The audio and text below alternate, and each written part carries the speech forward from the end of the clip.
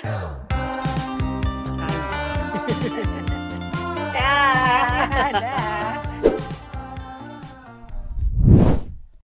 Halo teman-teman, apa kabar? Selamat datang di YouTube channel Teman Hera. Hari ini kebetulan hari Sabtu, jadi kita kebawa suasana santai, kita santai aja. Tapi yang dibahas nggak santai, tapi informasi yang cukup penting, terutama buat teman-teman Gen Z nih ya, yang lagi usaha untuk cari kerja, gitu ya. Teman-teman Gen Z akan dapat tipsnya di sini, karena yang hadir sebagai narasumber namanya Gita. Halo. Iya. Gita adalah analis pengembangan kompetensi ASN di sebuah lembaga pemerintah. Pengalamannya ngurusin orang gitu ya, karena ada kantor yang nyebutnya people department. Jadi memang urusannya orang gitu kita ini. Sudah hampir 30 tahun. Ya. Jadi teman-teman yang lagi siap-siap mau kerja harus tahu gimana mencuri perhatian orang HR-nya, orang SDM. Lalu nanti juga ada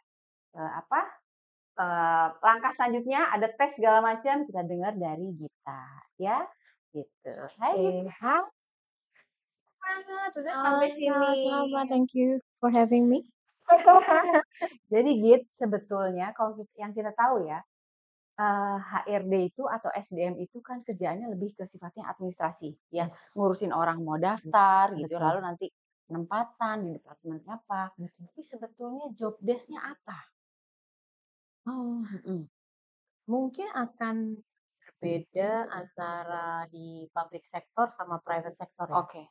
Kalau dulu di public sector atau kita bilangnya di PNS lah ya, gitu ya kalau mungkin yang tahu sekarang. Kalau di PNS mungkin dulu sebutannya bukan biro SDM, tapi lebih ke biro kepegawaian. Oh ya, betul. Jadi memang urusannya benar-benar literally administratif. Jadi ngurusin mulai dari dia masuk tadi seperti Hera bilang sampai pensiun, gitu kan. Jadi ya udah mostly administratif aja. Tapi kalau sekarang nggak bisa. Ya. Even di public sector kita justru mau kan di era sekarang kita harus compete juga ya, gitu ya. Apalagi kalau public sector itu kan fokusnya di berorientasi pelayanan. Ya. Namanya pegawai pemerintah, kita sifatnya adalah melayani masyarakat. Gitu. Jadi orang-orangnya juga harus yang kompeten dong. Gitu.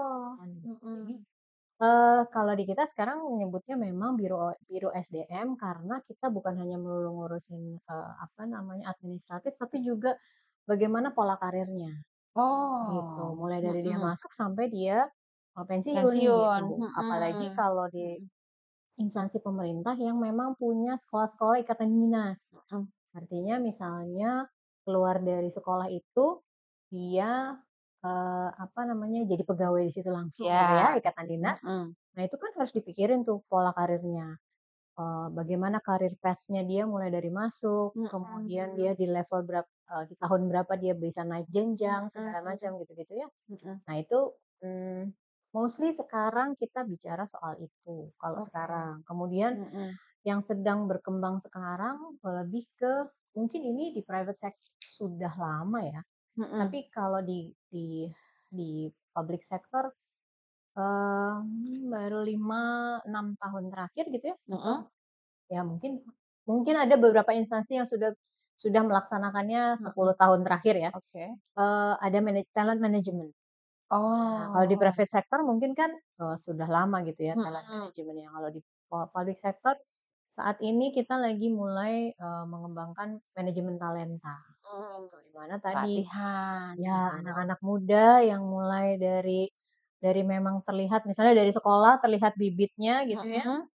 Kemudian bagaimana cara mengembangkannya sehingga dia menjadi seorang talent gitu. Dia bisa mendapatkan jenjang ke yang lebih tinggi dalam waktu yang cukup cepat misalnya gitu. Sesuai dengan kompetensinya. Sesuai dengan gitu. Sekarang kita fokusnya ke sana di public sector mostly ngurusin yang ya ini para anak-anak muda yang masih berkeinginan jadi ASN, terus berkecimpung di ASN tapi juga tidak menghilangkan gaya mudanya gitu loh. Misalnya gimana Misalnya gini, caranya? kalau kita lihat di sekarang kan kita mainnya media sosial ya. Mhm.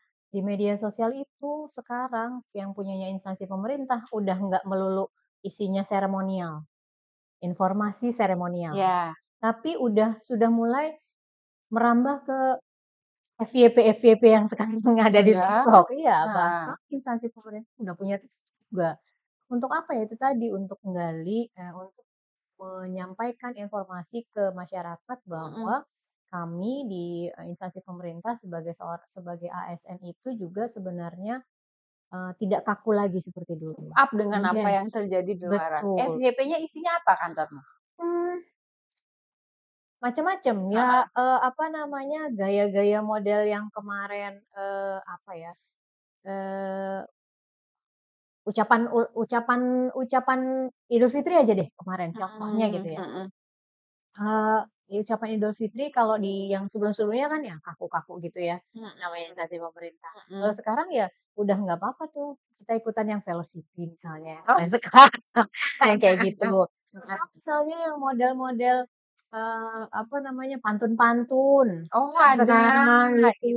Oh iya gitu. iya Terus iya. kemudian, eee eee, jargon-jargon seperti ubur-ubur ikan lele lah, Oh seru kayak kayak jadinya ya? gitu-gitu. Jadi benar-benar memberikan informasi. Jadi kita tuh ngelihatnya, iya ya informasinya tuh keep up dengan yang sekarang gitu. Karena Oh. apa namanya, yang mengelola ya, media sosialnya pun kebanyakan anak-anak Gen Z ya, millennials to Gen Z lah ya, gitu. Oh iya Jadi iya. memang lebih lebih jadi nggak seperti mungkin zaman orang tua kita dulu ya, Mhm PNS mhm. zaman dulu yang Mhm. istilahnya berangkat pagi, kemudian jam 4 sore udah Udah pulang pulang. gitu. Nah sekarang instansi pemerintah sekarang, jangan salah ya pulangnya malam-malam juga loh. Iya iya Iya, iya. Sabtu Minggu bisa jadi kerja juga loh Oh gitu. ya ampun. Tapi mungkin itu tadi ya, beda generasi, beda beda lagi gitu ya. Iya Ada iya juga sih iya. yang memang misalnya, oh setelah jam 4 off untuk urusan Mhm kantor gitu, ada mhm. juga yang seperti itu. Ya tapi, Yang penting kerjaan beres betul, aja, tanggung jawab, yes. gitu ya. Oke, kita lanjut lagi ya, teman-teman. Langsung nih pertanyaannya. Jadi apa yang dicari dari karyawan? Khusus untuk, apa, kantor pemerintah gitu misalnya? Oke.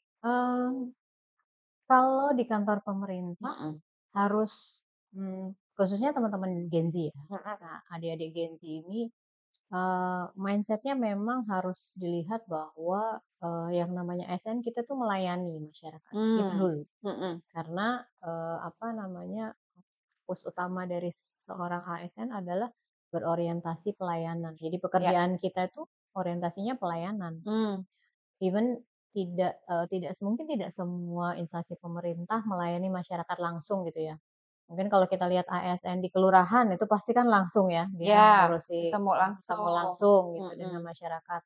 Tapi ada beberapa mungkin yang tidak langsung ketemu sama masyarakat, mhm, yang memang tugasnya membuat kebijakan-kebijakan gitu kan. Tapi fokus utamanya memang seorang ASN harus berorientasi pelayanan.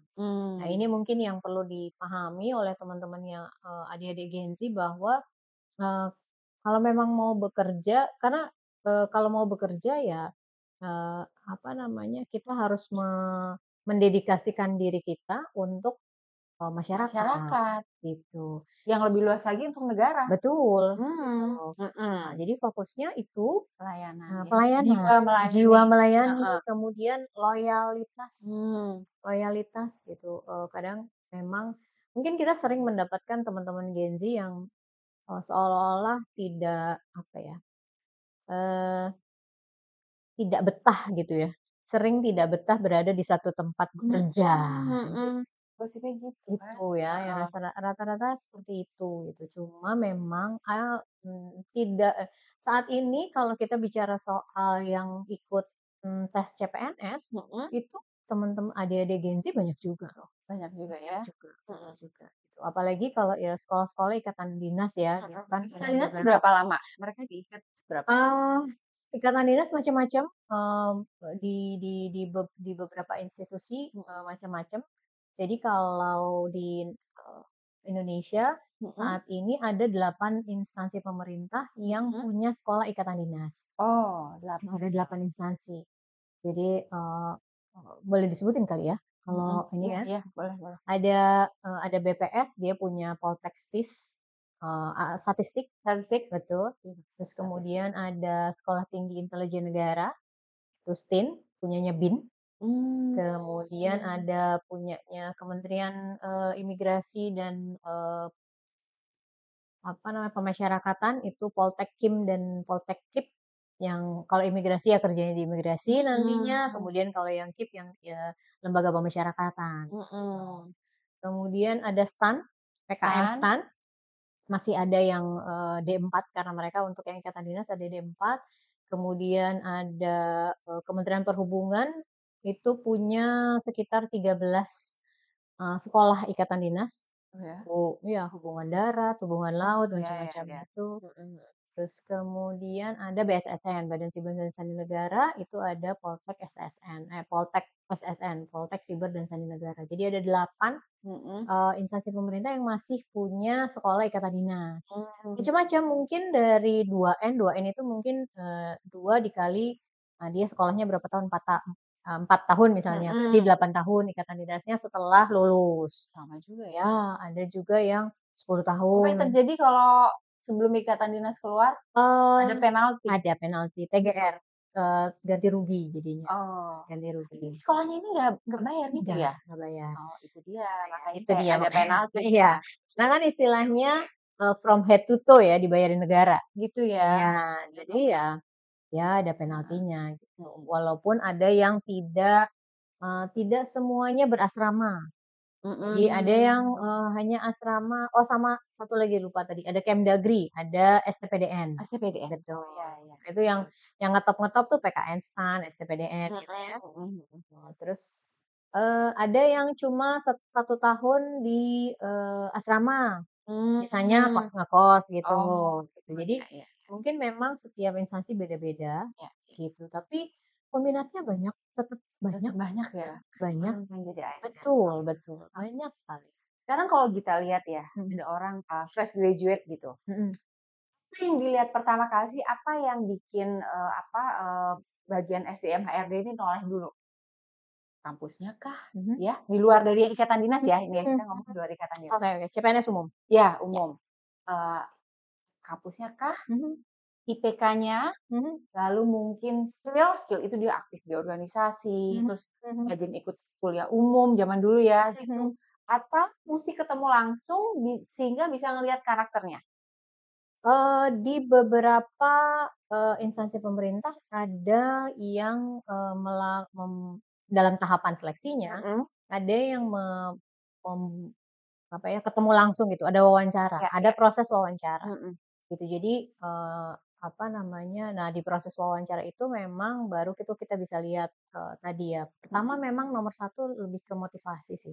Oh ya? Ya, karena sebenarnya mau jadi ASN apa nih? Karena disuruh orang tua, karena itu jawaban yang salah? tidak ada jawaban yang salah. Oh, oke. Betul. Cuma memang kita harus bisa melihat ini yang mungkin sulit ya. I'm not an expert dalam hal itu gitu, cuma karena pengalaman aja nih gitu ya. Jadi mungkin beda-beda nanti takutnya bukan harus disclaimer dulu, aku bukan expert dalam keilmuannya, tapi karena pengalaman bukan, psikologi bukan, dan sebagainya bukan, tapi karena memang pengalaman aja.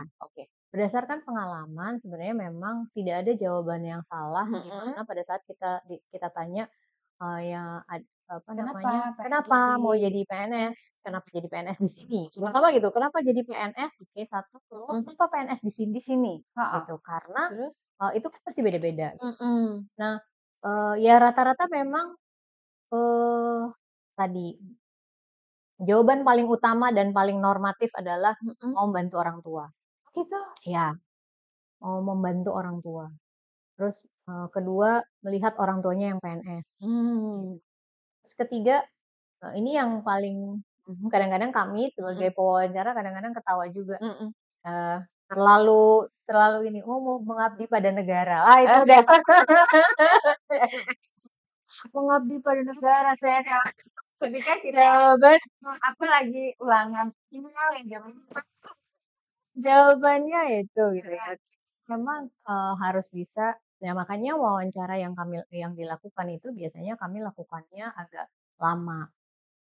Bisa 1 jam, bisa lebih gitu. Ya tadi untuk melihat tadi ya keseriusan yang bersangkutan pada saat dia betul-betul mau jadi mau jadi PNS, faktor-faktor lainnya gitu. Nah, ada juga beberapa instansi yang tidak menggunakan itu. Jadi kalau di CPNS untuk menjadi PNS ya, untuk jadi PNS, sorry untuk menjadi ASN itu ada sebuah institusi BKN namanya. Jadi sebelum dia masuk ke tes di masing-masing instansinya, tahapannya itu ada pintu utamanya adalah SKD.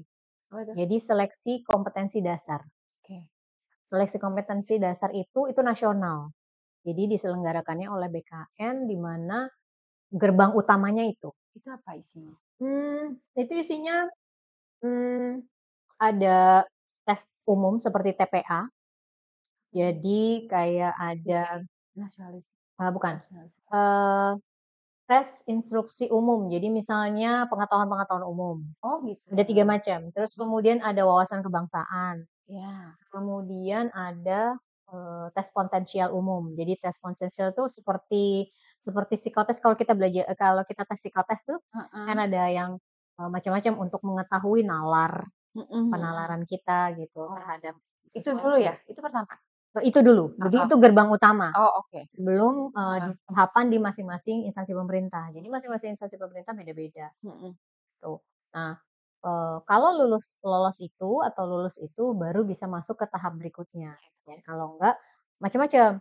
Kalau di tempat ada yang masuk juga ada tes kalau untuk misalnya yang ikatan dinas tadi ada tahapan akademik.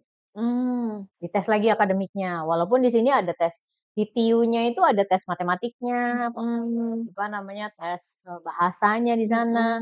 Terus kalau wawasan kebangsaan ya kalau zaman kita dulu lama banget ya mungkin PMP, PPKN gitu-gitulah gitu, Pancasila, Undang-Undang Dasar kayak gitu.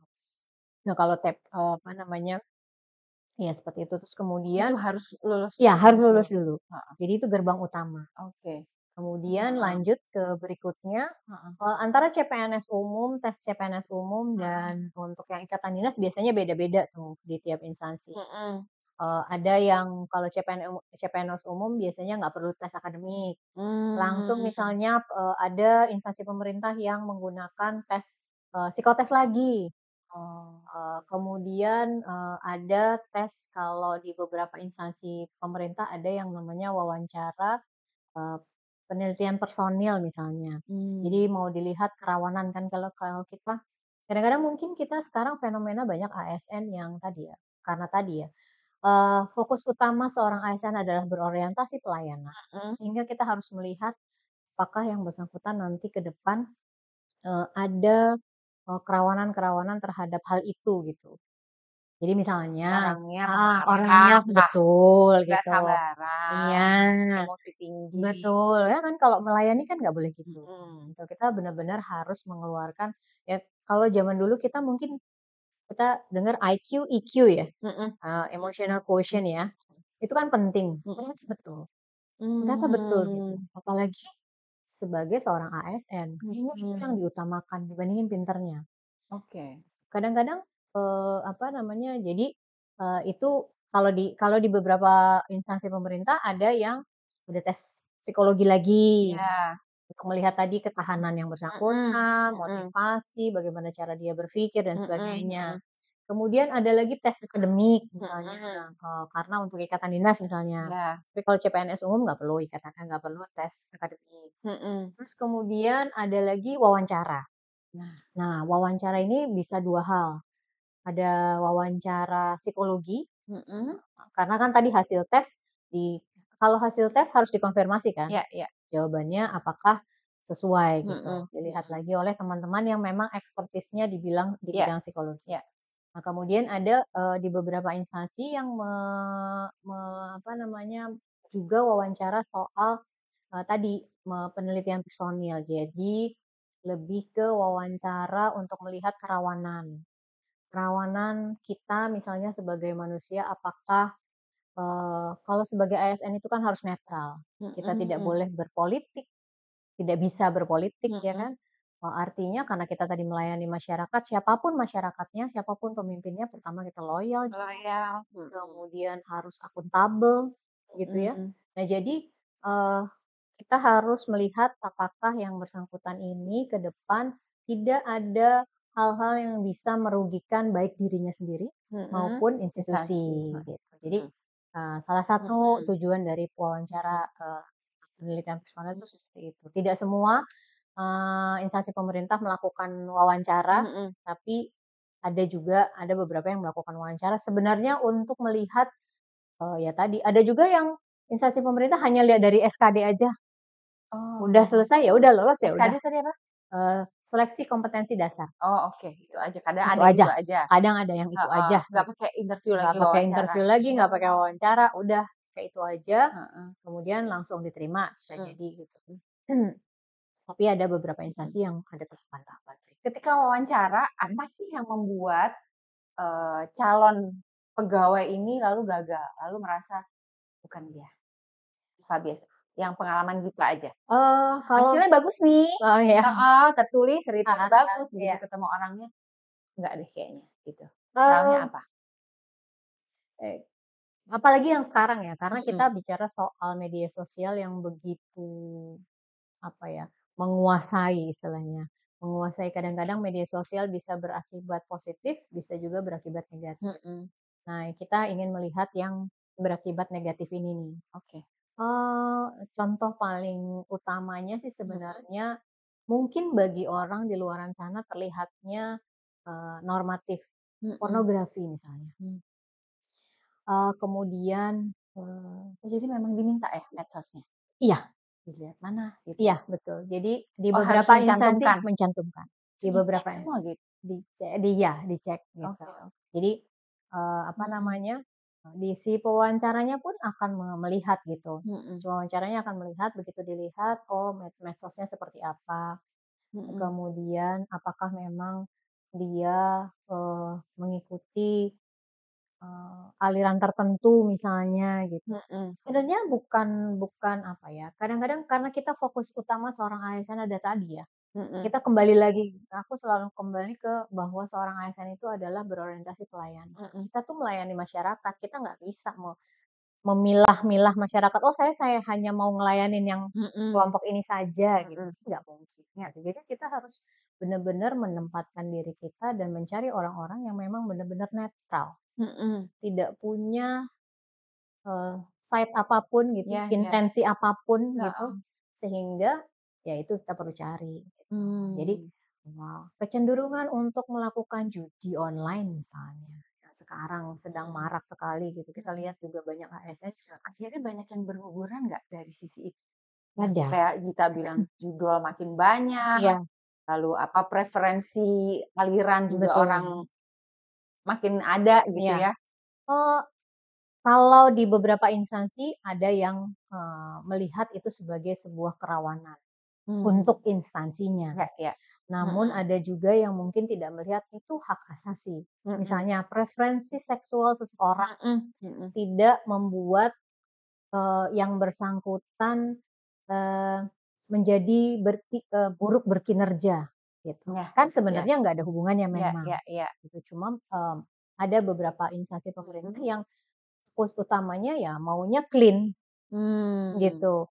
Ya, harapannya clean gitu. Jadinya sehingga itu menjadi preference utama gitu. Tapi, sekali lagi ini tidak, aku tidak bisa bilang bahwa semua instansi seperti itu. Iya. Karena tadi literally tidak ada hubungannya preferensi seksual seseorang dengan kinerja.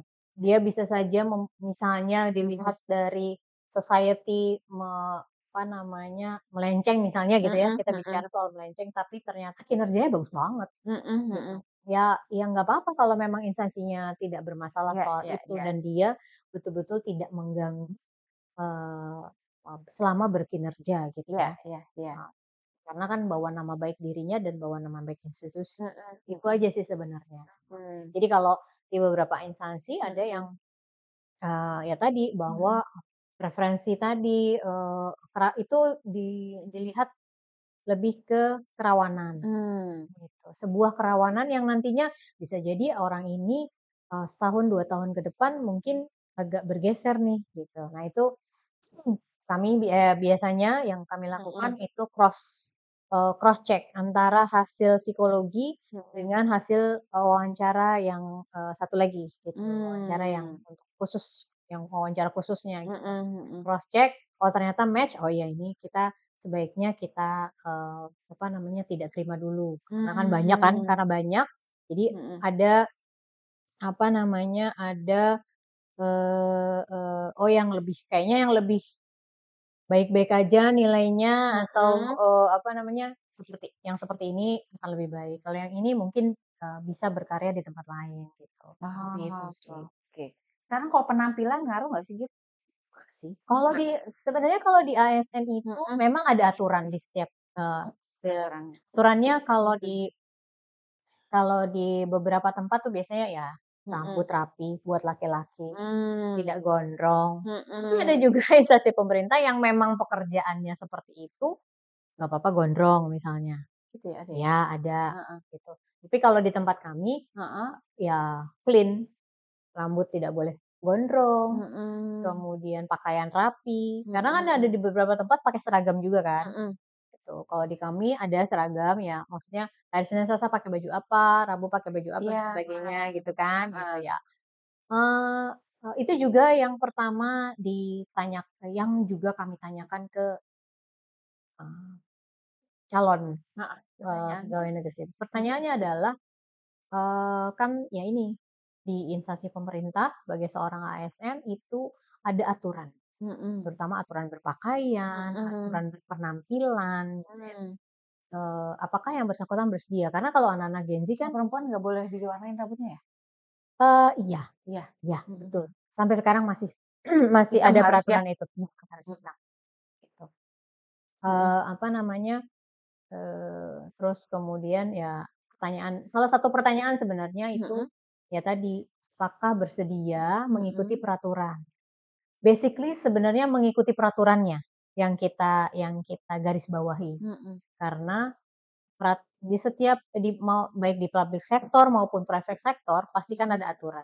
Aturan perusahaan kalau di private sector, kalau di ya ini kita punya peraturan pakaian, peraturan ada kedisiplinan dan sebagainya gitu-gitu kan.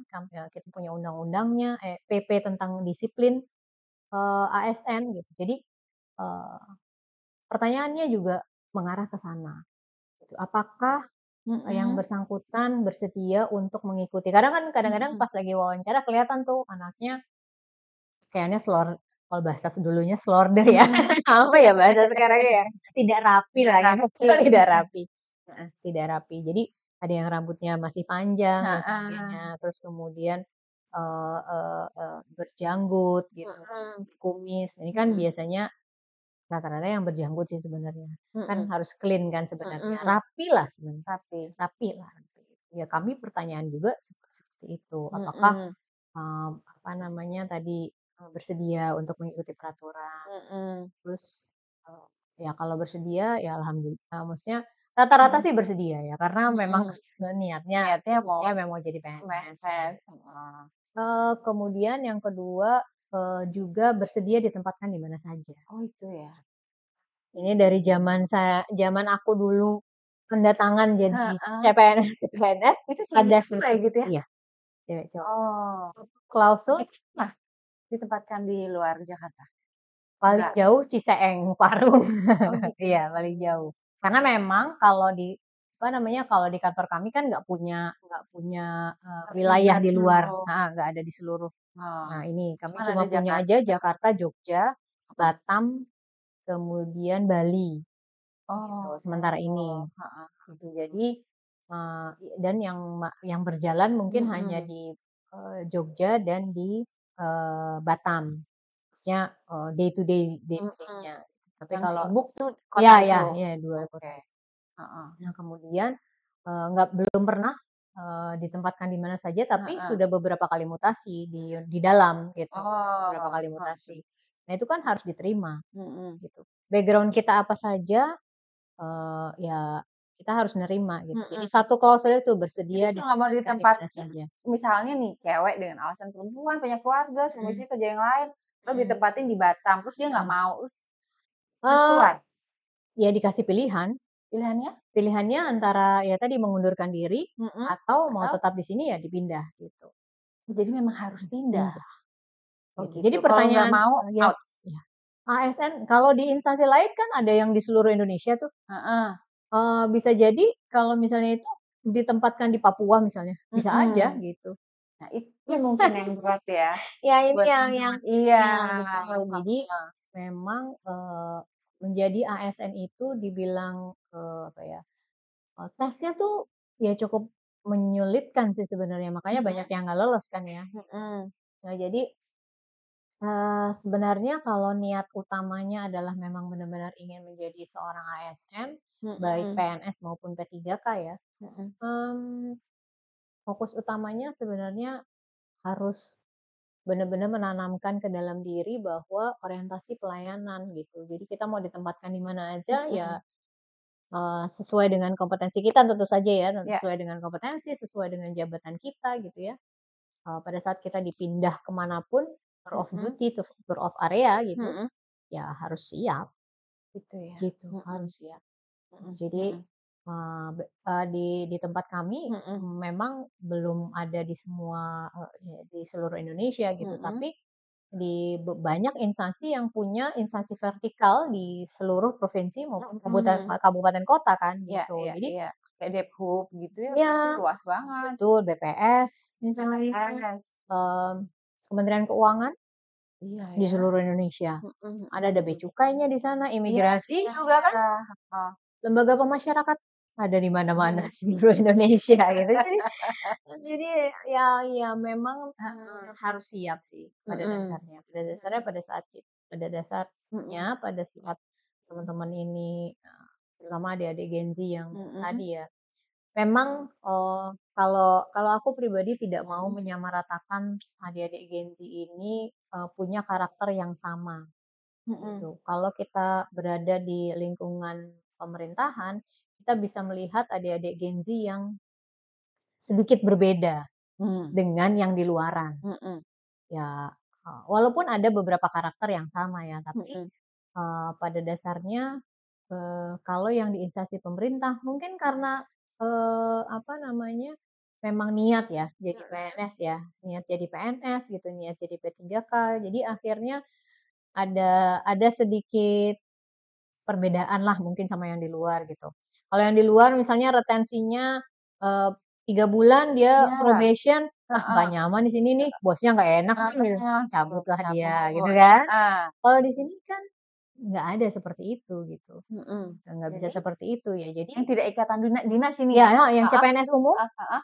akhirnya ya mudah mengikuti aja, mengikuti sambil dari Mhm. Biro SDM itu juga membinanya.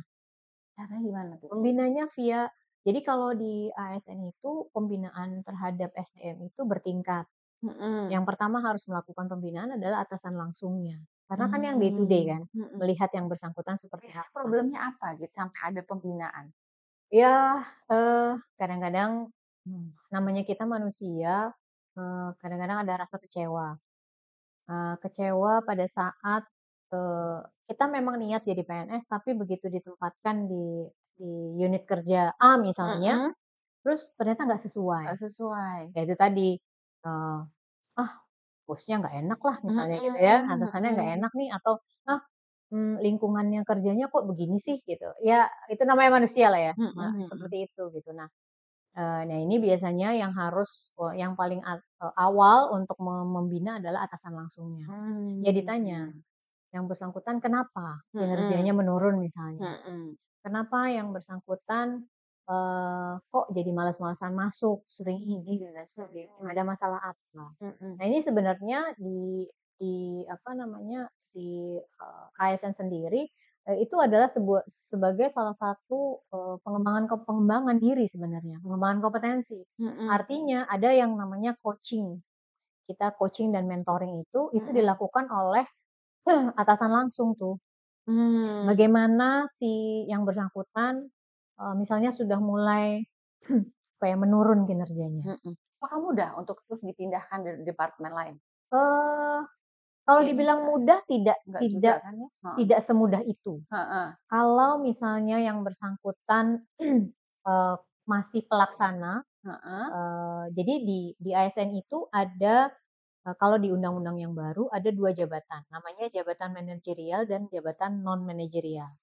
Kalau jabatan manajerial itu kita gampangnya dulu itu kita sebut sebagai struktural. Jadi, eselon 4, eselon 3 yang menduduki jabatan-jabatan kasubag misalnya, Iya, iya. kemudian kabag eselon 3, kemudian, direktur sampai ke deputi, itu jabatan manajerial.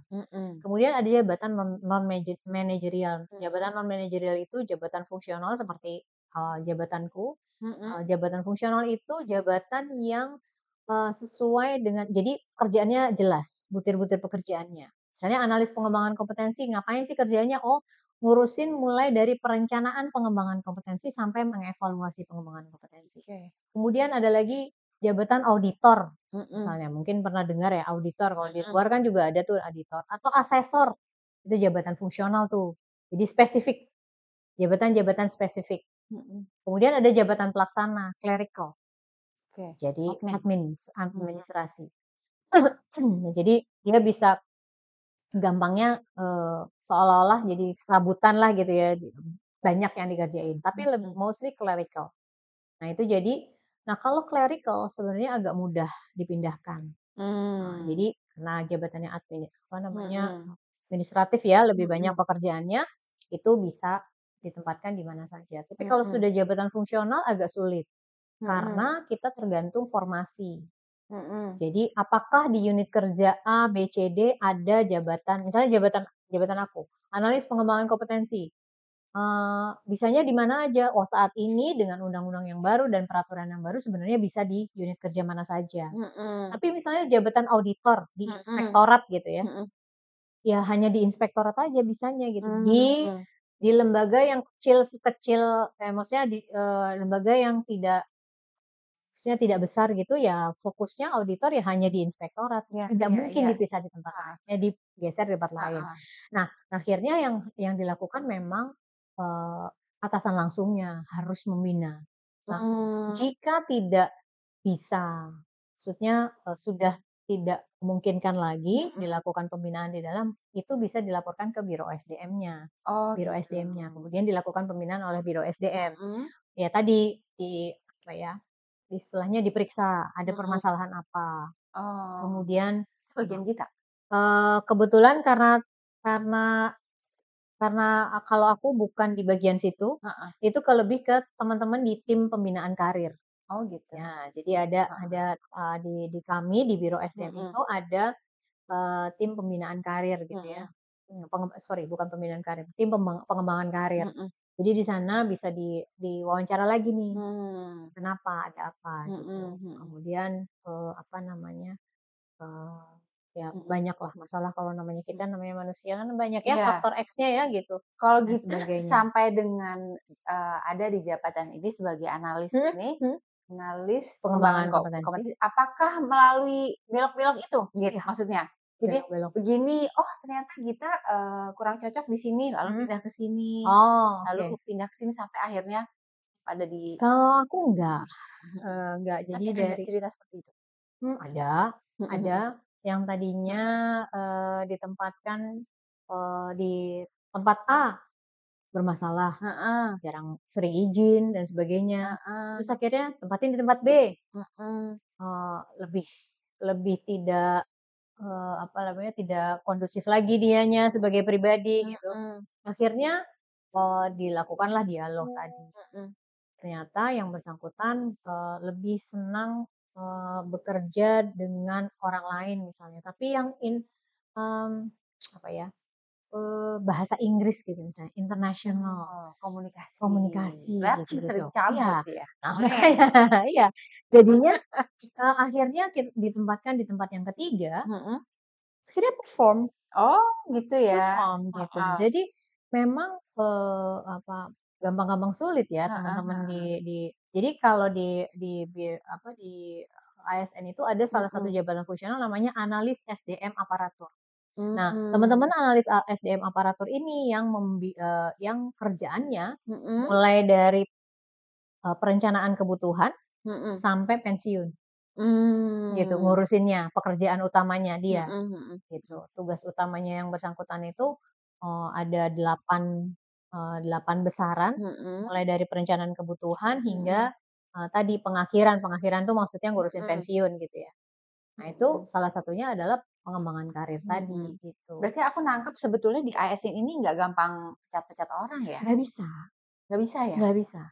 Oh Tidak gitu. semudah Berarti itu tidak sebenarnya keuntungan juga, ya itu, dicariin yang betul paling cocok betul. gitu Makanya ya. makanya sampai sekarang, menjadi ASN masih menjadi Mhm. sebuah fenomena yang besar Besar. di negara ini sih, Setahun aku berapa akuin. sih yang daftar Git? Uh, Yang daftar dan yang diterima gitu? Tiap tahun ada enggak enggak oh tiap tahun ya? enggak tiap tahun. Jadi Tiap kalau kalau sekarang ini kita sudah mulai sebenarnya sudah beberapa tahun yang ke belakang, mhm kita sudah melihat bahwa, apalagi yang punya sekolah-sekolah ikatan dinas, mhm itu akan terjadi stagnasi gitu, akan terjadi stagnasi di jabatan tertentu. mhm Jadi harusnya kan piramida, mhm. harusnya piramida. Tapi sekarang yang di sininya tuh udah melebarnya piramidanya tuh udah bukan begini, tapi Mhm. begini nih, gitu, Oh, Kak. Kan nggak mungkin jadi gemuk begini, banget di bawah ya? gemuk banget, Oh, gitu. Jadi, akhirnya di beberapa instansi pemerintah mhm. malah me me menganut zero growth. Jadi kalau ada yang Stop pensiun ya aja. sudah stop, moratorium sudah, Oh gitu. gitu, heeh. Nah, kayaknya kemungkinan besar, eee terakhir nggak tahu ya Mhm kebijakan berikutnya ya, tapi, mhm. informasinya sih tahun ini terakhir untuk yang CPNS, gitu. Pe Penerimaan CPNS, Karena gemuk di sepertinya karena bawah ya? terlalu gemuk, terlalu gemuk. Oh. Kita, yang lack off-nya dari beberapa instansi adalah Mhm bagaimana menghitung kebutuhan dari, sebenarnya yang realnya kebutuhan untuk sebagai PNS itu berapa sih gitu. Itu memang memang menjadi PR dan mhm sebenarnya, hampir di semua instansi ya kayaknya ya sama gitu ya. mhm Jadi akhirnya mengalami stagnasi itu gitu. Jadi, mhm ya, kemungkinan besar saya nggak tahu apakah mhm nanti tahun depan ternyata kebijakannya beda lagi gitu. mhm Tapi di tahun ini, eee, kalau di instansi yang besar misalnya contohnya Kementerian Agama, karena mhm. Kementerian Agama kan harus ditaruh di seluruh Indonesia gitu Iya ya. iya iya. Ya mereka masih butuh ribuan ya. Mhm Lembaga mhm. pemasyarakatan Mhm misalnya mhm mungkin masih butuh ribuan ya, mhm. kalau di kami Ada Gita tahu berapa mereka buka berapa, yang daftar berapa, yang ditambah berapa daftar itu yang daftar itu currently? bisa bisa puluhan ribu, Puluhan lima ribu? puluhan ribu, yang Heeh, diterima cuma seribuan gitu, itu ya? ya. Ada di Oh. beberapa instansi yang diterima, apa namanya, daftarnya ada 3.000 yang diterima Mhm. cuma 100, formasinya Mmm, cuma 150-an gitu. mhm. Ya itu. Ada unsur luck juga nggak sih, Git? Iya ya? Iya sih, iya Heeh ya? iya. Heeh. Apalagi di SKD ya, SKD Mhm itu antara antara memang dia mampu dan mhm. luck juga memang. Mmm. Karena kan misalnya ada batasan ya, misalnya Mhm yang lolos nilainya, mhm itu sebenarnya ada 1.000 gitu ya, dari mhm 3.000 ada 1.000 tapi, kan jadi ada kuota untuk ke tahapan berikutnya. mhm Kuotanya itu biasanya, 3N, 3 kali yang mhm. diterima. Misalnya yang diterima Berarti 100 berarti kan, Rp300 dulu, yang diterima berarti untuk untuk lolos tahap itu tahap itu hanya 300. 300. Nah, yang nomor 301 ke bawah walaupun dia lolos tapi Mhm jadinya nggak lolos, walaupun nilainya masuk. tapi dia nggak lolos gitu. Karena tadi kan ada gradasinya ya gitu. Misalnya dari 3 nilai yang tadi SKD tadi, itu ada yang utamanya kalau nggak salah TWK, aku agak lupa. Wawasan kebangsaan, tes wawasan kebangsaan. Misalnya nilainya dia dulu yang paling tinggi. Kemudian kalau nilainya sama semua, nah ini baru dilihat yang totalnya berapa kayak gitu-gitu. Jadi ada klausul. Ya kalau yang 301 ya udah. Aku tanya dari awal lagi. Oke, boleh. Jadi dengan begitu banyaknya persaingan orang mau jadi PNS yang diterima cuma 1/10-nya gitu. Persiapannya apa dong gitu? Misalnya kita mau masuk departemen perhubungan gitu, apakah kita mesti punya skill apa sehingga tidak umum kita tuh sehingga kita bisa stand out tuh gimana gitu? Nah, yang paling utama adalah belajar SKD-nya dulu. Belajar SKD-nya dulu. Setelah itu tadi apa? Pengetahuan umum, ada instruksional umum itu kayak akademiknya, kemudian ada tes potensial. Tes potensial apa? Tes potensial umum tuh kayak seperti tes psikologi tapi lebih ke untuk melihat penalaran. Kemudian ada tes wawasan kebangsaan. Nah, itu tentangnya itu tadi undang-undang, Pancasila dan sebagainya itu. Nah, sekarang sudah banyak dijual buku. Itu ada. Banyak yang buku apa namanya? Buku latihan. PNS gitu latihan. Latihan banyak. Tahu. Betul, banyak banget di Gramedia banyak banget. Tapi ada juga lembaga-lembaga tempat les-les itu yang bikin les apa? Les SKD biar bisa ada. Dan itu cukup berkembang saat ini. Enggak lesnya. Jadi kalau aku berapa gitu? Bisa sampai jutaan loh. Paketnya jutaan ya? Iya, bisa sampai jutaan. Teman-teman mungkin bisa lihat ya. Tapi kalau aku pribadi ke teman-teman yang punya anak atau punya keponakan, punya saudara mau ikut, aku merasa beli bukunya aja. Beli bukunya aja. Banyak contoh-contohnya dan itu lebih efisien. Itu tips ya? Aku nggak tahu. Lebih efisien. Di internet pun ada kayak trial untuk SKD. Jadi nggak rahasia sebetulnya ya? Enggak. Kalau yang SKD nggak rahasia. Jadi jadi persiapan itu seperti itu. Jadi karena itu kan gerbang utama ya teman-teman. Jadi kita bilang. Betul. Jadi itu gerbang utama. Jadi fokusnya ke situ dulu. Nah setelah itu ada namanya kalau CPNS umum itu ada seleksi kompetensi bidang. Nah, sesuai dengan jabatan yang formasi yang dilamar. Gitu. Jadi misalnya dari awal udah bisa milih nih PNS. Memang harus milih. Departemennya apa gitu. Betul. Betul. Jadi di pengumumannya itu sudah ada formasinya misalnya ada penempatannya terserah kantor enggak. Jadi dari awal sudah ada job desk-nya. Nah, misalnya melamar jadi analis pengembangan kompetensi. Background pendidikannya harus jelas. Jadi harus sesuai. Nggak boleh nyebrang ke sana kemari gitu. Jadi misalnya kalau analis pengembangan kompetensi bisa dari manajemen tuh. Kemudian bisa jadi dari psikologi gitu. Nah, itu dari awal pada saat melamar atau bikin benar-benar sesuai bidang yang kita kuasai gitu ya. Jadi kan sesuai dengan background pendidikan. Iya, background pendidikan. Ya. Jadi kita harus milih gitu. Nah, jadi salah satu jawaban dari kalau ada pertanyaan di wawancara tuh, kenapa kamu milih mau jadi ini PNS? di sini mau jadi PNS gitu ya, mau jadi PNS. Ya pertama biasanya yang normatif gitu, ya orang tua dan sebagainya. Yang kedua kenapa di instansi ini gitu ya. Itu jawabannya adalah karena hanya di sini yang ada formasinya. Gitu. Misalnya analis pengembangan kompetensi yang dibuka hanya di instansi A. Instansi B belum tentu dibuka. Sedangkan dia mau jadi PNS, akhirnya dia mencari yang sesuai dengan ininya dia. Terus mereka juga melihat kuota yang diterima berapa, kemudian persaingannya berapa orang. Nah, itu dilihat juga. Sama kayak masuk kampus negeri ya. Betul. Betul. Siap-siap aja. Harus persiapan gitu. Karena untuk sampai ke wawancara atau seleksi kompetensi bidang itu dia cuma 3 kali formasinya. Misalnya formasi yang mau diterima itu 3 orang. Berarti yang diwawancara dan bisa masuk ke sini cuma 9 orang. Gitu. Jadi ya mereka ngelihat persaingan itu sih, melihat itu juga persaingan. Ada usia nggak sih? Ada. Kalau PNS itu 35 kalau nggak salah. 35 apa 37 Maksimal? ya? Iya, maksimal. 35 atau 37 aku lupa. Kayaknya sih. Oh Gitu. gitu. Tetap Oke, ada. oke, oke. Heeh, heeh. Kalau di ikatan dinas, kalau ikatan dinas fresh graduate 17 tahun sampai 21 tahun di tahun itu.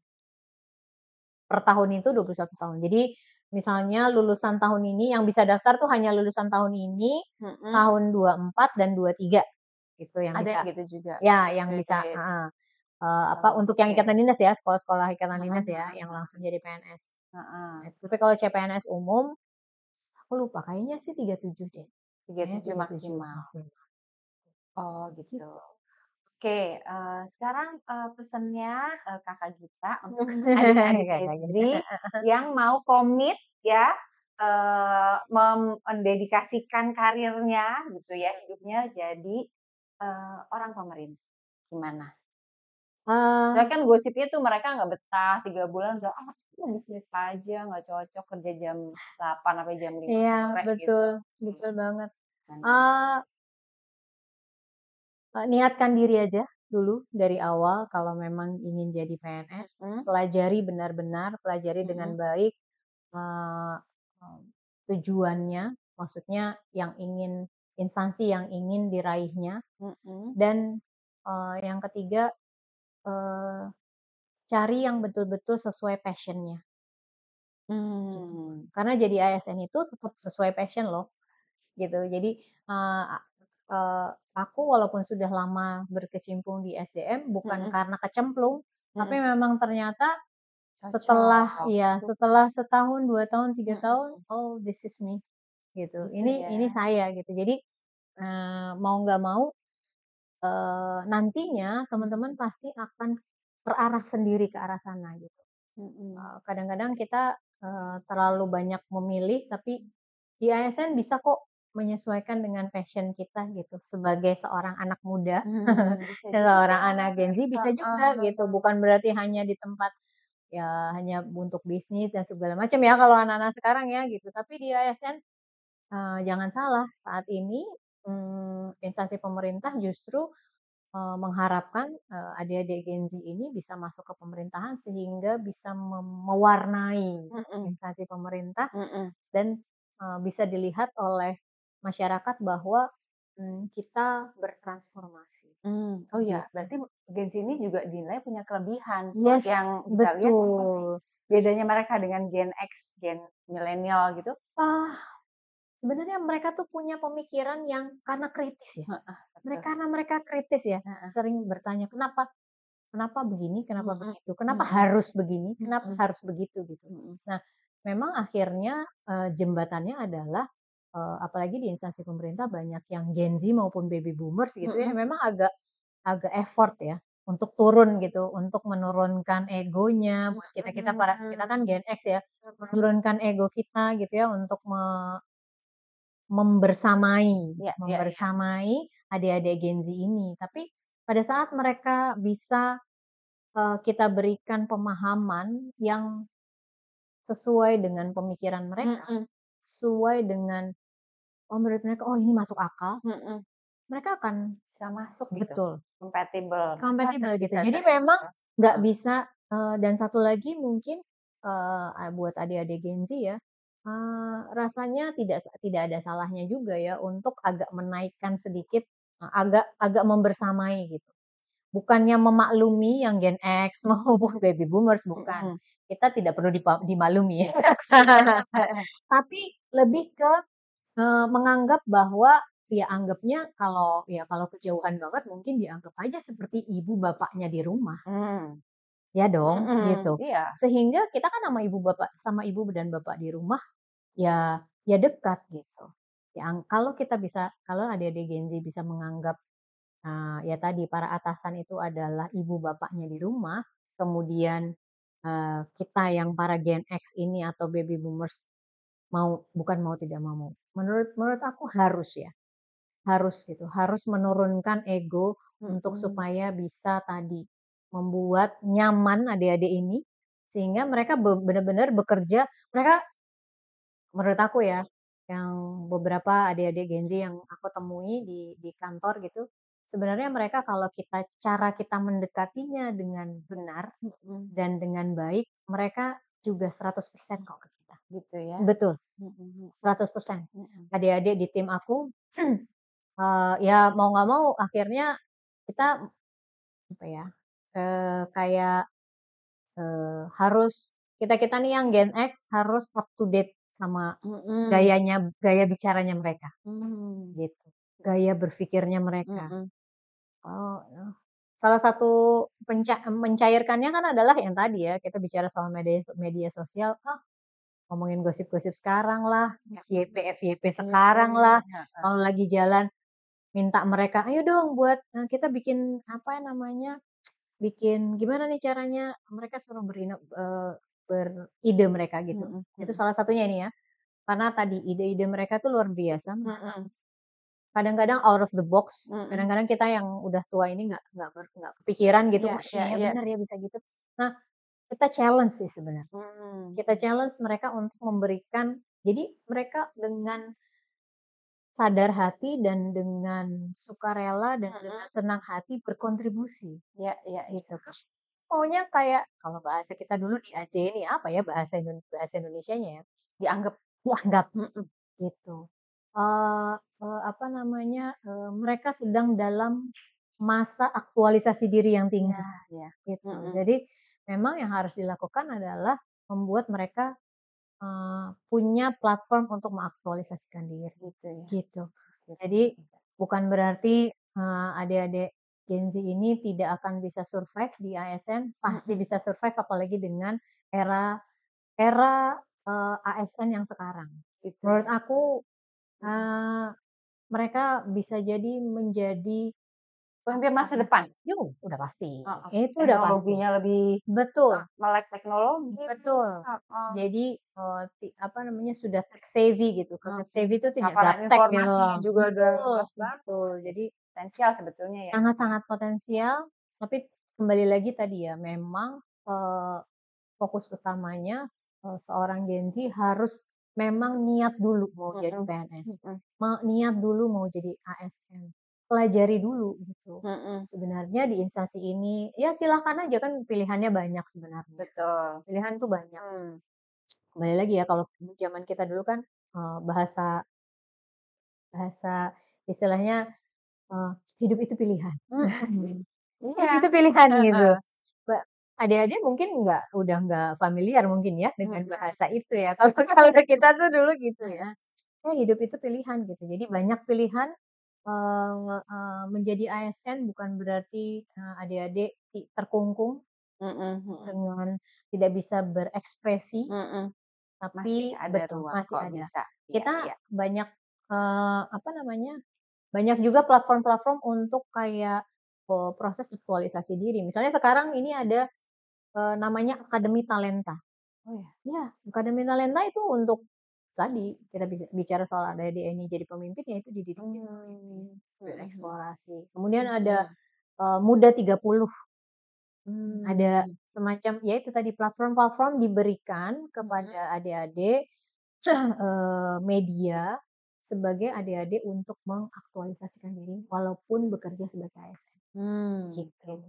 Jadi silahkan kalau mau coba ya. Tadi dari Gita saya ambil kesimpulan yang penting punya jiwa melayani ya. Melayani masyarakat, melayani pemerintah juga gitu ya. Betul. Terus penampilan tadi netral ya.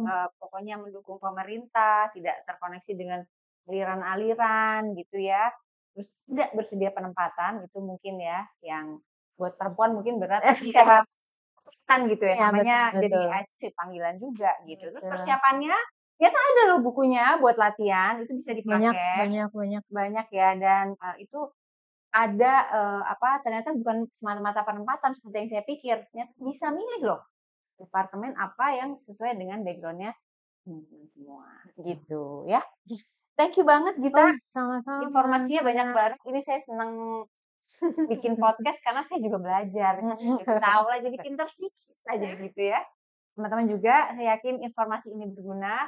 Sekali lagi thank you Gita udah datang ke sini hari Sama-sama, Sabtu thank you karena juga sibuk kalau Mbak hari biasa Karen. nggak bisa. Ya, teman-teman selamat di sana yang mau daftar jadi ASN atau apapun apa yang tadi Gita ungkapkan bisa kita pakai ya. Kita bisa aplikasikan untuk karir kita, pilihan karir kita gitu. Thank you Gita sekali lagi. Sama-sama. Sampai ketemu lagi ya teman-teman. Ayo. Sehat-sehat semuanya. Dadah. Bye.